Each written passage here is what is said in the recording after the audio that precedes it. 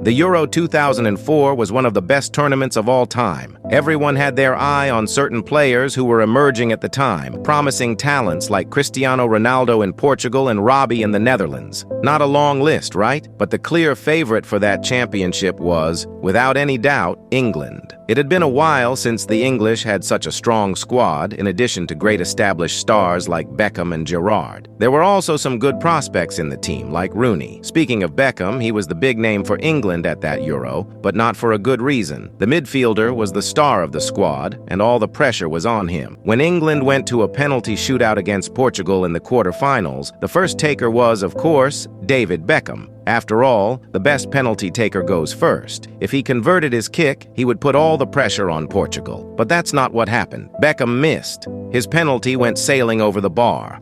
And speaking of the fans, the English supporters in the stadium immediately started taunting the Real Madrid star right then, even before England was eliminated. After the national team was knocked out, that's when the crowd and the sports press really turned on Beckham. They were already criticizing him for leaving his home country to play for Real Madrid in Spain. That missed penalty almost ended the Englishman's career, but our story doesn't end there. In fact, the ball didn't fly off into the moon. It ended up in the stand. If you've never been to a stadium or simply didn't notice, know that any ball that goes into the crowd is supposed to be returned, and that's even part of the ball boy's job. But this match was so chaotic that nobody remembered to retrieve the ball. I don't know if you know David Beckham, but the guy was simply one of the best free kick and penalty takers in the world. He had a golden right foot, so missing that penalty was something unbelievable. I think amidst all the confusion, even the ball boys were so caught up in watching Beckham's reaction that they forgot to get the ball back. Anyway, it ended up in the hands of a 17-year-old fan named Pablo Corral. The kid grabbed the ball and refused to let it go. He managed to sneak it out of the stadium and ended up with one of football's coolest souvenirs. But he wasn't dumb. He knew he had something valuable in his hands.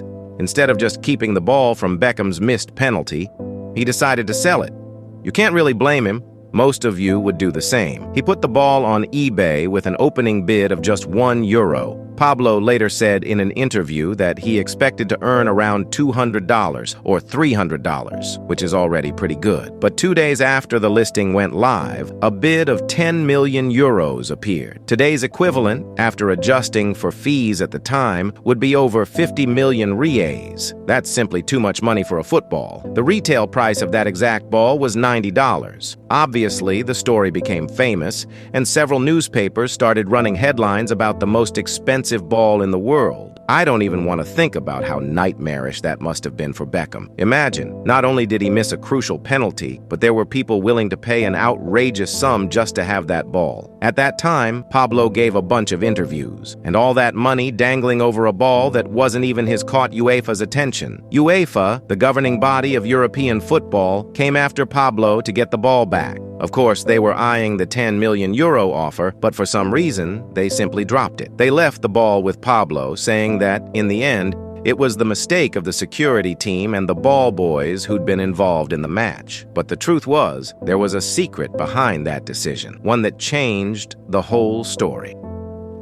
Pablo soon found out what it was, and he wasn't happy at all. It all started when he tried to remove the ball from eBay. Here's what happens. On that site, you list something for auction with a set opening bid, and then a countdown runs for a few days until the auction ends. Whoever has the highest bid at the end wins the item. The problem was that the site didn't require any meaningful information from potential buyers. No credit card, nothing.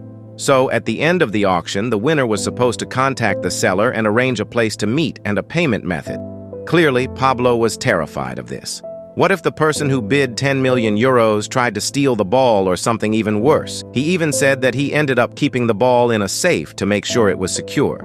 Thinking he needed a guarantee that the buyer would actually pay what they'd pledged, he removed the ball from eBay and posted it on another, more reliable auction site. To his dismay, no one ever bid €10 million again. But the auction didn't even reach that $32,000 mark. The highest bid was only €28,000, which isn't bad. That's roughly 150,000 reais.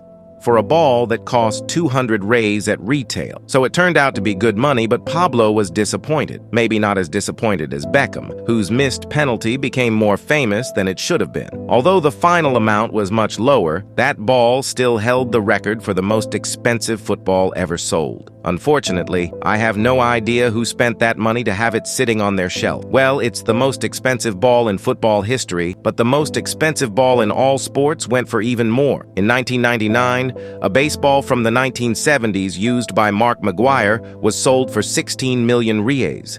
In baseball, that's more common, because unlike in football, when hitters send a ball into the crowd, it doesn't have to be returned. And in baseball, that moment is as important as a goal in football. So you can imagine that some epic plays in baseball have yielded extremely pricey balls. Anyway, back to football. In 2010, another ball surfaced that could challenge the record set by Beckham's penalty ball. This one was used during World War I and was also connected to England. To relieve the tension among soldiers, they were allowed to play football with that ball during the war. Wilfrids died, and after the war, the ball ended up on a farm, found alongside a bunch of other World War I memorabilia. In 1998, Manchester United tried to purchase that ball for $100,000 but failed. They also offered to keep the rare artifact on display at the club.